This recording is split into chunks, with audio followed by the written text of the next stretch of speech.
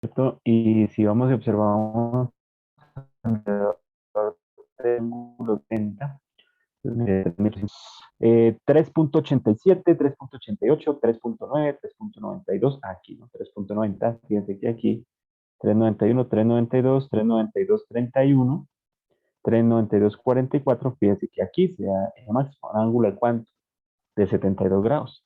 3.9244, fíjense que aquí se reduce, 3 puntos. ¿Cierto? ¿A un ángulo de qué? De 72, profe. ¿Por qué un ángulo de 72? Porque recuerden que eh, el, el ángulo del torque lo tengo en D. Bueno, sería mirar en D, ¿no? Entonces tenemos que en la posición 72 de la potencia se genera la mayor potencia, ¿no? 3.9244 por 10 a la 8. Eso quiere decir 392.44 megas, ¿cierto? ¿De cuánto era la máquina? De 120, ¿sí? 92.44 megas será el máximo que puede dar, ¿sí? Teóricamente. ¿Cuál sería el ángulo del par al cual ocurre el máximo? Entonces, por aquí, damos la posición 72, como está, ¿no? Entonces, sería un ángulo de 71 grados. A ver, 72, la posición 72. ¿Dónde está la posición 72? Acá. ¿Ya? Entonces, ¿qué ángulo es? 71, aproximadamente.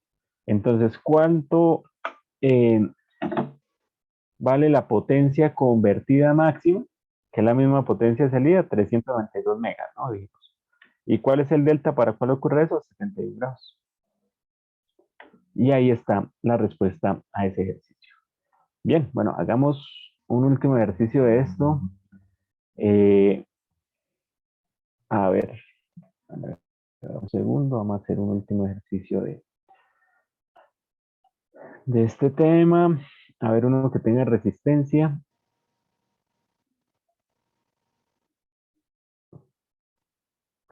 A ver, vamos a hacer esto.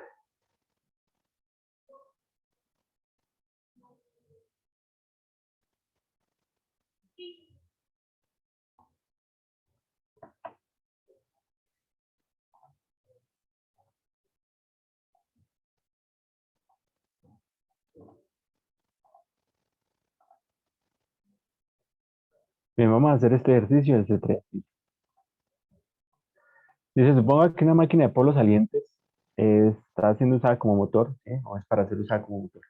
Dibuja el diagrama fasorial de la máquina síncrona usada como motor. Escriba las ecuaciones, sí, que escriben el voltaje y corriente en este motor y pruebe que el ángulo del torque es esto. Bueno, no hemos visto motores, hagámoslo como generador, ¿listo? Entonces, como generador, nosotros tenemos el diagrama fasorial. Vamos a calcular el ángulo delta para un generador, ¿listo? No para motor, porque no hemos visto motores, ya vamos a empezar a ver motores. Entonces yo tengo aquí, este es el voltaje de salida, yo tendría por aquí, este es IA a un ángulo teta, ¿cierto? Entonces por aquí tendría el fasor, ¿cierto? IA por RA, ¿cierto? Y aquí es donde empezamos a construir. Entonces por aquí estará la línea de la FEN, ¿cierto? Entonces yo sé que la componente que va en la línea de la FEN, de la corriente, sería por acá, entonces sería IQ, ¿cierto? Y que a 90 grados, por aquí bajando,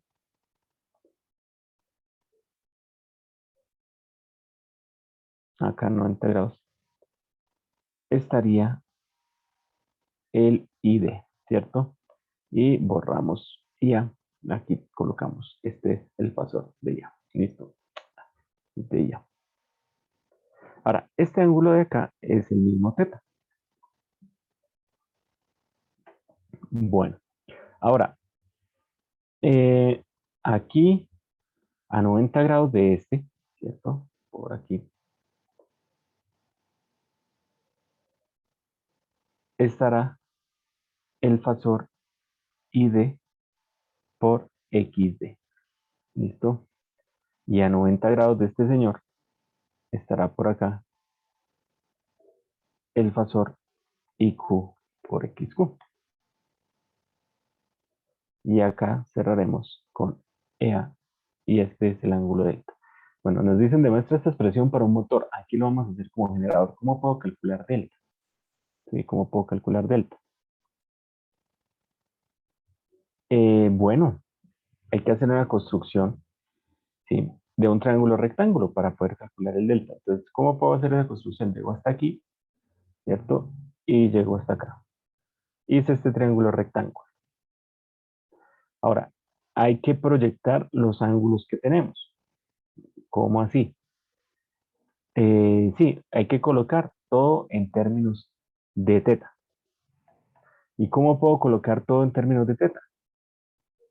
Bueno, yo sé que bueno, aquí hay 90 grados, ¿no? Bien, ¿qué va a pasar?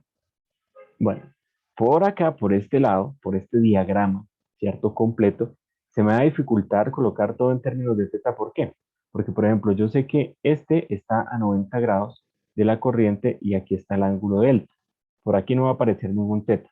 Entonces, ¿qué debo hacer? No debo utilizar el diagrama fasorial completo. Este sería el diagrama fasorial del generador.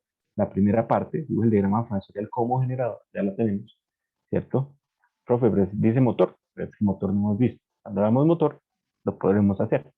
¿Listo? Dice, escriba las ecuaciones como motor. Bueno, las ecuaciones como generador, pues las que decimos ahorita, y pruebe que el ángulo del torque es esto. ¿Qué pasa? No puedo utilizar todo el diagrama fasorial. ¿Por qué? Porque entonces eh,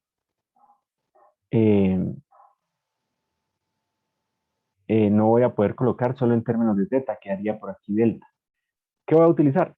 La auxiliar. ¿Quién es? A''. Entonces yo sé que aquí cortará una línea que caerá por acá, ¿cierto? Y esa línea será IA por XQ en J, ¿cierto? Entonces básicamente el diagrama fasorial que yo tendría sería el siguiente. No el completo, sino el auxiliar. Entonces por aquí tendría el valor de quién? De BFI, ¿cierto? Por acá en fase con la corriente IA por RA. Y entonces IA por XQ es una reactancia, entonces a 90 grados tendríamos este señor de acá, que sería quién? IQ por, perdón, IA por XQ, que es la fena auxiliar, ¿cierto? Esta construcción auxiliar que utilizamos. Y entonces la unión del primero con el último ya no sería EA, sino sería esa variable auxiliar EA'', cuyo ángulo es ¿quién? Delta. ¿Listo? Y por acá estará el ángulo del factor de potencia IA. Por lo tanto, aquí estará el ángulo del factor de potencia. Aquí habrá 90 grados. ¿Listo? Sigamos trazando esto. Yo necesito un triángulo rectángulo. Aquí está este triangulito rectángulo. ¿Cierto? Este ángulo de aquí es 90 menos teta. ¿Por qué? Porque la suma de los tres tiene que dar 180. Entonces 180 menos 90 que ya tengo aquí, 90. 90 menos teta sería el ángulo que queda acá. El ángulo opuesto por el vértice es el mismo, entonces aquí tenemos 90 menos teta, y si aquí hay 90, pues entonces este ángulo va a ser ¿qué? Teta, cosa que ya conocemos, ¿cierto? Entonces me armo ese triángulo rectángulo, de aquí hasta acá, ¿listo? Ahí está. ¿Quién es delta? Entonces yo sé que delta, lo puedo sacar, tangente de delta, es el opuesto sobre el adyacente, ¿cierto? Por lo tanto, delta será tangente a la menos 1 de quién. Entonces vamos a ver quién es el opuesto de ese triangulito verde que acabé de hacer, de ese triangulito verde. ¿Quién es el opuesto? Bueno, el opuesto es la distancia que hay de acá hasta acá. Pero eso lo puedo calcular como la distancia que hay de aquí hasta acá menos la distancia que hay de acá hasta acá, ¿cierto? Esta distancia 1, ¿quién es? Ah, bueno, si aquí armo el triángulo rectángulo, la distancia 1 es el adyacente de este triángulo. ¿Quién es la hipotenusa de esto? IA por XQ. Esa es la hipotenusa. Entonces, ¿quién es el adyacente? Y A por XQ por coseno de teta es el adyacente de este triángulo, ¿cierto? Perdón,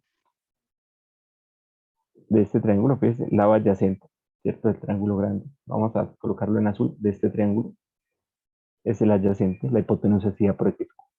Entonces, a ese lado, ¿cierto? Al D1, le voy a quitar este D2. ¿Y quién es ese? Ah, bueno, aquí se forma un triángulo, pues. ¿Quién es la hipotenusa? I por RA. ¿Qué lado es este? El opuesto. Entonces le quito menos IA por RA por seno de teta. Y divido entre quién? Entre el adyacente. ¿Y quién es el adyacente? Bueno, el adyacente es la distancia que hay de acá hasta acá. ¿Qué puedo decir que es hasta aquí? Llamamos de phi. Bueno, de phi. más este pedacito de acá hasta acá, que es el adyacente del triángulo chiquito, más IA por RA coseno de teta, más la distancia que hay de acá a acá. IA por XQ por seno de teta. Y de esa manera puedo calcular el ángulo delta para el generador. Para ese generador, bueno, vamos a ver por acá. ¿Qué vio? Queda con el motor IAXQ coseno de teta, ¿cierto? IAXQ coseno de teta, IARA seno de teta, IARA seno de teta, ¿cierto? Fi más IAXQ seno de teta, IARA, ¿cierto? Nos da lo mismo. Bien, y ahí está. ¿Qué hicimos? Pues utilizar el diagrama fasorial. Entonces, ojo, que esto es bastante importante. ¿Cierto? Fíjese que este diagrama fasorial sería igualito al diagrama fasorial de la máquina de rotor cilíndrico. Entonces, muchos ejercicios se pueden resolver a través de esa ecuación que usamos aquí. ¿Quién es EA? Por ejemplo, si hablamos de la máquina de rotor cilíndrico, si yo hago el diagrama fasorial, quedaría algo así, ¿no? Teniendo en cuenta IA. Entonces, aquí tenemos BFI, teniendo en cuenta RA. Aquí tendríamos IA por RA, aquí tendríamos IA por XS, ¿cierto? Aquí tendríamos EA, aquí tendríamos delta, aquí tendríamos la corriente, ¿no? ¿Quién es EA? Recuerden que EA, si yo armo ese triangulito, ¿sí? Por acá y por acá, ¿quién es EA? El adyacente. Entonces, Pitágoras, ¿quién es la hipotenusa al cuadrado? El adyacente al cuadrado, B phi más aquí está teta, ¿cierto? Y ARA coseno de teta, ¿cierto? Más la distancia que es de acá hasta acá, como teta está aquí, entonces sería más IA por XS coseno de teta elevado al cuadrado más esta distancia de acá hasta acá, que sería la adyacente del triángulo grande, IAXS coseno de teta, menos IA, esta distancia de acá hasta acá, IARA seno de teta elevado al cuadrado. Entonces, fíjense, saqué Pitágoras de ahí y muchos ejercicios de Fraile que los plantea con ecuaciones, sistema de ecuaciones, se pueden resolver a través de este planteamiento, ¿vale? ¿Qué pasa si cambia el factor de potencia? Recuerden que cambia la orientación, ¿no? Entonces, si el factor de potencia es, bueno, hagámoslo aquí en adelante. Bueno, si el factor de potencia es en adelanto, sería en azul, aquí estaría B phi. Si es A en adelanto, ya por RA quedaría aquí, ¿cierto?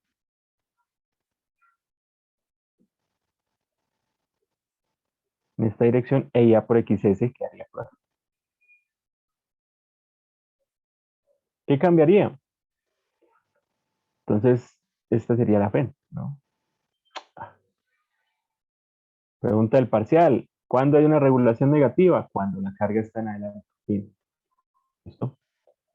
Entonces, armo mi triangulito verde acá y hasta acá. Y entonces fíjese que el adyacente sería, voy de acá hasta acá, B phi. Le sumo ya por RA, llego hasta aquí. Y después retrocedo y X es teta. ¿Dónde queda teta? Aquí. Entonces fíjese que cuando la carga es en adelanto, entonces esto quedaría exactamente igual, ¿cierto? El teta está acá, exactamente igual. Lo único es que IAXS y AXS por, uy, aquí, aquí me equivoqué, ¿no, muchachos? Nadie me dijo, no, profe, me equivocó. Aquí es, no, aquí no es coseno, aquí es este ladito, es seno, ¿no? Seno de teta, ¿no? Ahora sí. Entonces aquí ese ladito y aquí se hace seno de teta, fíjese que va para el otro lado. Entonces sumo b phi, así A por RA coseno de teta, más I A por X seno de teta, y como es en factor de potencia capacitivo, entonces aquí le coloco menos, ¿ya? Y fíjense que el opuesto, que es la altura del triángulo, la suma de estos dos. Entonces aquí no es menos, aquí es que más. Entonces, blanco, inductivo, azul, capacitivo. Bueno, profe, y resistivo. Pues resistivo es el mismo. ¿Por qué? Usted reemplaza teta por cero, porque si es resistivo, el factor de potencia es uno, o sea, el ángulo es cero entre el voltaje y la corriente. El seno de cero, cero, seno de cero, cero, y fíjese, coseno de cero, uno, y coseno de cero, uno. ¿Y qué nos queda? Nos quedaría en factor de potencia unitario B phi, por acá IA por RA, y por acá IA por XS, y por acá LA. Entonces, ¿quién es el adyacente? B phi más IA por RA al cuadrado. ¿Quién es el opuesto? IA por XS al cuadrado. Entonces, a través de eso pueden resolver ejercicios. Igual ustedes lo pueden hacer por donde quiera, por sistema de ecuaciones, por fasores, por diagrama fasorial. con tal de que no haya magia, ¿no? Por ahí de que planteo dos ecuaciones y ¡pum! La respuesta es bien. Bueno, continuamos. Hasta ahí el tema de generadores. ¿Qué hace falta? Para acabar generadores sincrónicos, hace falta exposiciones. ¿Qué vamos a ver en las exposiciones? Entonces, aspectos constructivos, ¿cierto? Las características, tipos de servicio, que ya son aspectos relacionados con, además, la parte real, ¿cierto? De la máquina. Entonces, el grupito que tenga que preparar aspectos constructivos, pues nos va a mostrar imágenes de generador sincrónico, de sus partes, los sistemas de excitación, ¿sí? Aquí hablamos de que hasta el momento, ¿no? Para nosotros la excitación, ¿cuál es? No, que tenemos dos anillos rosantes en el rotor, escobillas, ¿cierto? Y alimentamos con CD y esto va a ir allá al devanado, ya sea distribuido, posenoidal o al devanado de polos salientes. Esa es nuestra excitación hasta el momento. Resulta que ese no es el único método de excitar la máquina, de dar ese campo. Existen muchas formas, sin escobillas para grandes máquinas. ¿Cómo se hace eso? Pues se monta un generador sobre el generador, bueno, una de las formas de hacerlo, ¿no? Un generador en el rotor del generador para que con el movimiento se genere la electricidad que va a ir a alimentar el campo. Y ese generador puede ser en CD, puede ser en alterno. Entonces hay muchos esquemas o varias formas de hacer ese sistema de excitación. En Chapman hay dos circuitos de esos, pero hay muchos más sistemas de excitación. Entonces esto va a ser una exposición. Con eso, con esa exposición que ustedes realicen, terminaríamos el tema, ¿cierto?, de generadores sincrónicos. Ahora, ¿qué sigue? Motores síncronos, que este tema va a ser muy sencillo. ¿Por qué? ¿Por qué? Porque el motor síncrono es el mismo generador sincrónico, solo que operando en el sentido inverso de la potencia, es decir, ya no inyectando, sino absorbiendo energía de la red. Bien. Entonces, ¿qué es un motor sincrónico? Bueno, un motor sincrónico, pues es la misma máquina sincrónica que hemos visto. Entonces, ¿en dónde? ¿Qué lo hace sincrónico? Primero, vamos a tener un campo estatórico, ¿cierto? Lo que ya vimos, campo estatórico que va a dar vuelta, ¿cierto? Y en el rotor nosotros vamos a tener una excitación que va a ser, ya sea con un devanado de campo distribuido de forma cosenoidal, rotor cilíndrico, o con polos salientes, un devanado concentrado, ¿cierto? Vamos a tener una excitación y vamos a tener un campo rotórico. Y ese campo rotórico va a tratar de alinearse con el del estator, es la misma máquina que hemos visto, ¿cierto? Ahora bien, la velocidad con la que se mueve el rotor, ¿cierto? ¿Quién es? Pues la velocidad mecánica va a ser la misma velocidad síncrona. Entonces, ¿por qué es un motor síncrono? Porque se cumple a cabalidad, uy, se cumple a cabalidad la ecuación de que la velocidad mecánica es la misma velocidad síncrona y es igual a ¿quién? Frecuencia eléctrica por 120 sobre el número de polos. Se cumple a cabalidad esta ecuación. Se cumple a cabalidad esa ecuación. Lo mismo que el generador, ¿cierto? Entonces, ¿qué vamos a tener? Un campo, una excitación, ¿cierto? Y ese campo va a tratar de seguir al campo del estator. ¿Qué lo hace síncrono? ¿Qué lo hace máquina síncrona? Que su velocidad de rotación está relacionada plenamente con la frecuencia a través de esa ecuación. Entonces, es la máquina que nosotros hemos visto, ¿ya? Y entonces, como esa máquina se mueve a esa velocidad, si yo no cambio la frecuencia, la velocidad de la máquina no va a cambiar, no va a cambiar. Entonces, uy, se bloqueó esto. Sí, se cerró. Regálame un segundo, ya volvemos a abrir.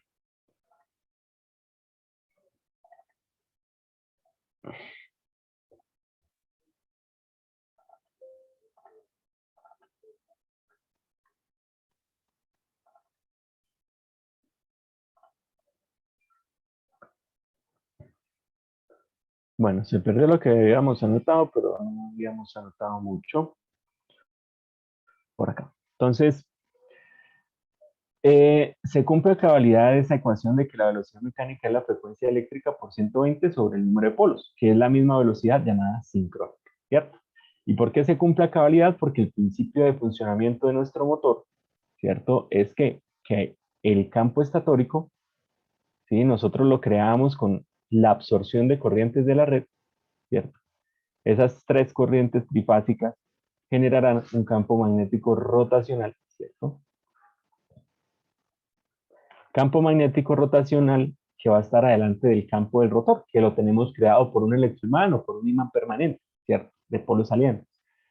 Y el torque pues va en sentido de las manecillas, o bueno, en sentido de la rotación, por eso es un motor, ¿cierto? Ahora, el motor se va a mover siempre a la misma velocidad curva, torque versus velocidad. Resulta que el motor se va a mover siempre a la misma velocidad, por eso se llama síncrono. Si yo no cambio la frecuencia de la red, pues la velocidad de la máquina no va a cambiar. Para Colombia, ¿cuáles serían las velocidades? 3600, ¿cierto? 1800, ¿sí? 1200, 900, ¿cierto? 600, así sucesivamente. Esas son las velocidades. En Europa, entonces serían 3000, 1500, ¿cierto? 750, perdón, 1000, perdón, 1000. 1000, ¿cierto? 750 revoluciones por minuto. Esas serían las velocidades sincrónicas y los motores se moverían a esa velocidad. La única forma de que yo cambie la velocidad del motor es que cambie la frecuencia eléctrica, que utilice un variador de frecuencia. Esa sería la única forma de que yo pudiese cambiar la velocidad. Entonces, la curva torque-velocidad de esta máquina es muy sencilla. Simplemente aquí vamos a tener la velocidad, ¿cierto? Mecánica. ¿Cuál es la velocidad mecánica? La velocidad sincrónica, ¿cierto? Y el torque, ¿sí? Pues va a ser una línea, ¿sí? Upa,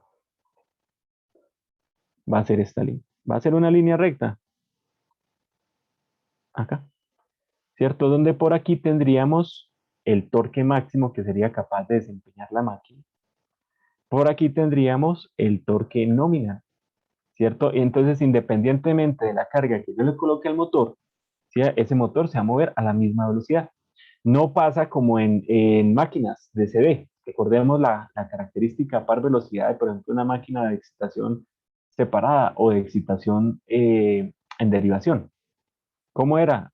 Si se acuerdan, el curso de máquinas, teníamos por aquí manejábamos torque, ¿cierto? Y aquí manejábamos velocidad y era algo así, ¿cierto? Que si había reacción de la armadura, reacción del inducido, se debilitaba el flujo y agarraba más velocidad y esta era la curva. Una regulación. A medida que yo aumento el torque, ¿cierto? La velocidad va disminuyendo. Yo ya había que hacer control de velocidad. En cambio acá, bueno, si yo hago la gráfica, ¿cierto? De la máquina sincrónica, sería una línea así. Ah, profe, aquí la dibujó vertical. Sí, pero es que aquí tengo invertidos los ejes. Entonces aquí coloqué velocidad, aquí torque.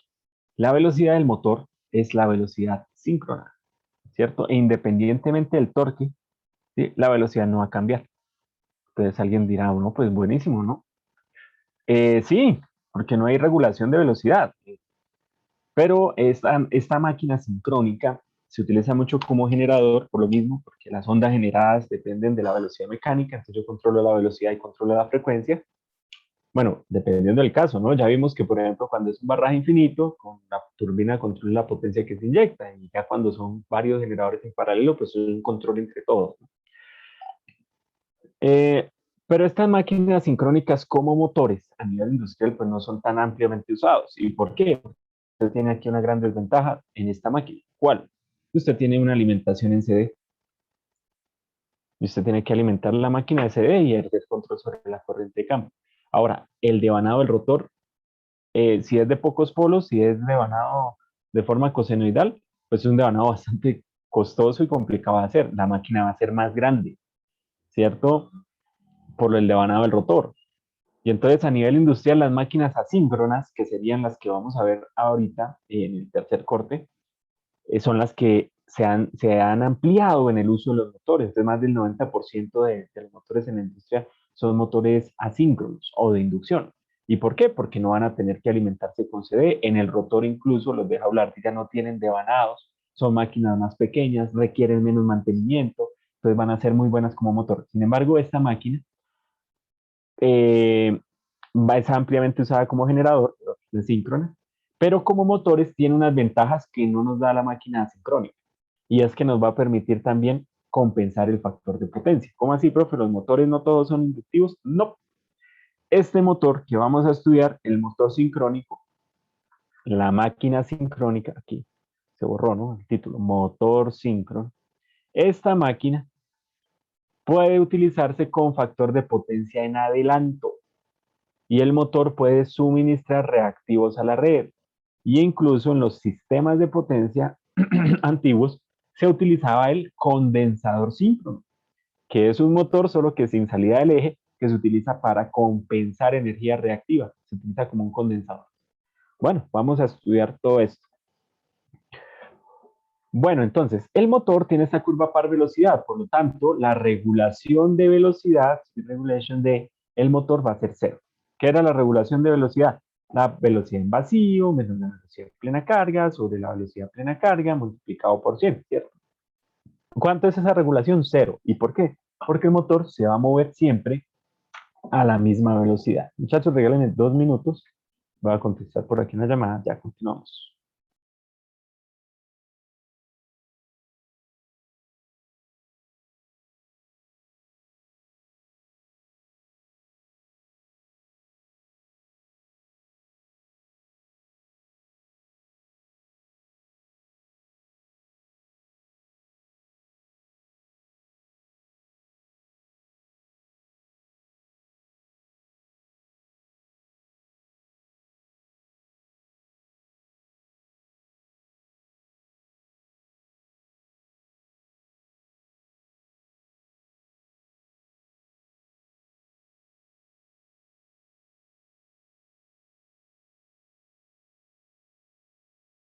Generando el torque del motor, ¿cierto? Torque de interacción de campos y si la máquina es de polos salientes, pues tendrá el torque de la reluctancia. Bien, lo mismo que el generador sincrónico. Bueno, ese es el principio de operación. Alguien dirá, profe, el motor síncrono no tiene par de arranque. Bueno, ya más adelante vamos a ver que la máquina no va a arrancar por sí sola. Es decir, no es que yo conecte esto y arranco el motor. No, eso es una de las desventajas. Sin embargo, a través de una técnica que se llama devanados de amortiguamiento, que son unas barras que le vamos a colocar en el rotor, sí va a poder arrancar solo, pero requiere una técnica de arranque. Entonces, eso es una de las desventajas. Bien. A diferencia de los motores jaula ardilla o rotor bobinado, los de inducción que arrancan por sí solos. Entonces, vamos a observar qué es lo que sucede. Bueno, primero estudiemos el circuito equivalente.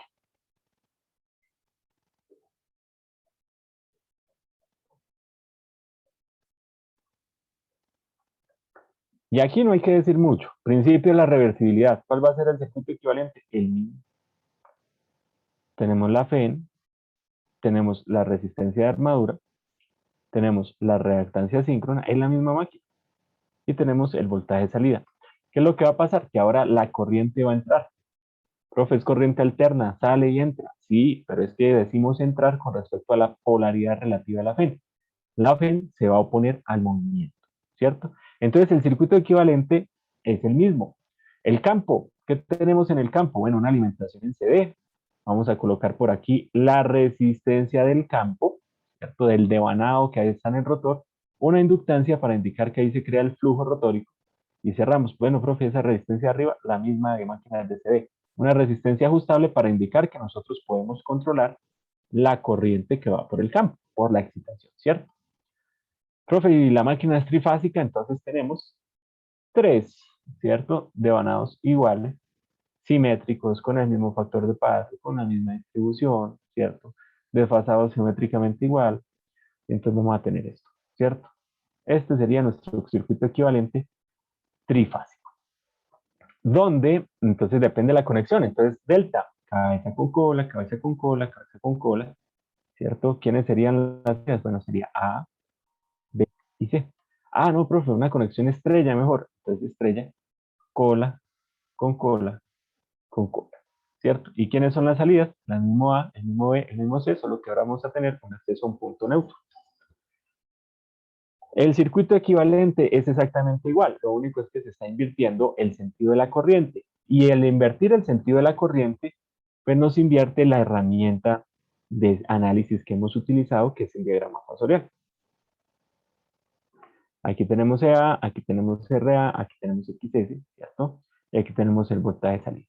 Entonces, como la corriente ya no sale de la máquina, ya no va hacia la red, no proviene de la red, en la polaridad relativa a la FEN, que es polaridad relativa, ¿no? Cuando hablábamos de generador, decíamos no sale del generador, en alterna sale y entra. Cuando decimos sale es relativo a la polaridad de la FEN, ¿cierto? Si era generador, la FEN creaba esa corriente. Ahora, como es motor, la FEN que hace se opone a la corriente. Y recordemos que el torque inducido es el que hace que se genere el movimiento, que ya habíamos estudiado anteriormente. Entonces, ¿qué pasa con el LBK? Se me invirtió. Entonces, B phi va a ser igual a ¿quién? Va a ser igual a la FEN más IA por RA más IA por XS en J, ¿cierto? Bien. ¿Por qué? Porque B phi es el que alimenta, ¿cierto? Y la corriente va en este sentido, por lo tanto la caída de tensión se genera, uy, que como fuera generado, ¿no? La caída de tensión se me genera en este sentido, este es el delta B, ¿listo? Entonces se me invirtió el LBK. Al invertirse el LBK, pues se me va a invertir el diagrama fasorial. Nuevamente entonces la referencia es la siguiente. El voltaje de fase va a ser la referencia, ¿cierto? Esta va a ser la referencia, BFI. Vamos a decir que ya va a estar por aquí en atraso con respecto a BFI. Y entonces, ¿qué va a pasar? Va a pasar lo siguiente, que es que ahora BFI, este va a ser el resultado de la FEN más IA por RA más IA por XS. Entonces empecemos al revés. Eh, la llegada aquí a la cabeza de BFI, entonces sería IAXS, pero IAXS estaría por aquí. A 90 grados de la línea de la corriente, ¿cierto? IA por RA estaría por aquí. Este sería IA por RA. ¿Y dónde estaría la FEN? Ah, bueno, la FEN sería la unión de la cola del primero con la cabeza del último. La FEN estaría acá. ¿Qué pasó con el diagrama fasorial? Ah, se orientó de para abajo. ¿Y por qué? Porque nosotros sabemos que esta distancia, ya la conocemos, es proporcional a quién? A la potencia activa. Entonces, si para arriba era que era generador, que suministraba potencia, entonces el signo de la potencia cambia. ¿Y ahora qué va a hacer? Consumir potencia de la red. Por eso el diagrama fasorial se orienta hacia abajo, ¿cierto? Si hacemos el diagrama fasorial simplificado, ¿cierto? Diríamos que BFI es igual a EA más IA por XS.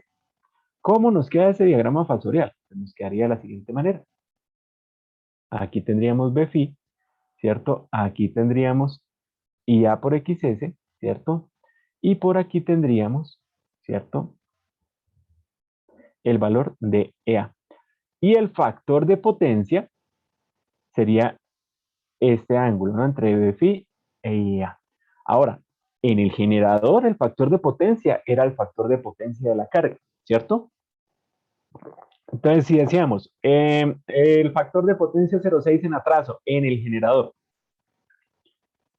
En el generador, entonces, si el factor de potencia es 0,6 en atraso, significa que la carga absorbía reactivos y entonces el generador le daba reactivos a la carga. ¿Cierto? Entonces el generador operaba como un condensador porque le da reactivos a la carga. En el generador, el factor de potencia era el factor de potencia de la carga. Tenemos eso por acá porque es importante. En el generador, el FDP, ¿cierto? Que manejamos era el de la carga. ¿Qué quiere decir? Que si la carga consumía reactivos, el generador actuaba como condensador y se los suministraba. Ahora, en el motor, el factor de potencia es el factor del motor, del propio de la máquina. Entonces, ustedes ya saben, esta distancia es proporcional a la potencia activa. ¿Listo? Entonces ya vemos que cambió de signo y está consumiendo. Y entonces fíjese que esta distancia nosotros sabemos que es proporcional a quién? A los reactivos. Recuerden que si yo agarro el diagrama fasorial y lo multiplico por 3BFI sobre XS, se me convierte en un diagrama de ¿qué? De potencia. Entonces yo sé que esto será potencia activa y esto será potencia reactiva. Esta T. Y entonces fíjese, ¿cuál es el factor de potencia? En atraso, ¿cierto? ¿Dónde está ya? En atraso. Y ya tiene que estar acá, 90 grados, ¿cierto? Ahí, en atraso. ¿Qué está haciendo el motor? Fíjense que los Q están siendo consumidos por la máquina. Recordemos que, esto ya lo habíamos visto, ¿no? Que si yo proyecto EA sobre phi, entonces EA coseno delta, si es menor que BFI, consume Q la máquina. ¿cierto? Si A coseno de delta es mayor que B phi, suministra reactivos, ¿cierto? Y si A coseno de delta es igual a B phi, pues entonces es un Q0, ni suministra ni absorbe, ¿cierto? Entonces fíjense que acá, ahora, la potencia activa del motor, pues depende de lo que él esté moviendo, depende de lo que el motor vaya a mover como carga en su eje, ¿cierto? Esta es la potencia de salida de la máquina. Ya vamos a ver el diagrama del flujo de potencia. Entonces, la potencia que entra al motor, pues dependerá de lo que él tenga que mover. Por lo tanto, ¿cierto? De la P, pues dependerá de esa potencia que tenga que mover. Ahora bien, ¿de qué dependen los reactivos? Pues fíjense que depende de la posición de la FEN. Entonces va a pasar lo mismo que cuando un generador se conecta a un barra infinito. Si yo me pongo a jugar con la corriente de campo y aumento su corriente de campo, si aumento el EA no puede crecer de esta manera si la potencia que mueve el motor no cambia. Si la potencia no cambia, entonces el EA tiene que crecer, pero la altura tiene que mantenerse. Entonces, por ejemplo, crecería de esta manera. ¿Qué implica eso? Si yo aumenté la corriente de campo, ¿sí? EA crece, se mantiene la altura del diagrama facial, pero fíjense que el fasor IA por XS debe cambiar. Profe, ¿BFI cambia? No, porque al ser motor, ¿cierto? Es como si fuera un barraje infinito la conexión. Usted lo conecta al nodo de conexión, ejemplo, a 480 voltios. Eso no va a cambiar. Entonces, el análisis es como si fuera un barraje infinito. Entonces, fíjense, al aumentar esto, y aquí se cambia orientación y entonces el pasor de IA cambia orientación. ¿Y qué se convirtió el motor? Pues el motor empezó a suministrar reactivos, miren, empezó a suministrar una potencia reactiva a la red. ¿Cuál es el factor de potencia del motor? Fíjense, cambió, pasó en adelanto, es un factor de potencia capacitivo. Entonces el motor síncrono se puede utilizar como un compensador. Entonces es muy bueno, por ejemplo, para empresas donde tienen bajo factor de potencia, colocar un motor sincrónico para que actúe como un compensador. Muchachos, en menos de un minuto, vamos a hacer un receso de 10-15 minuticos y ya continuamos.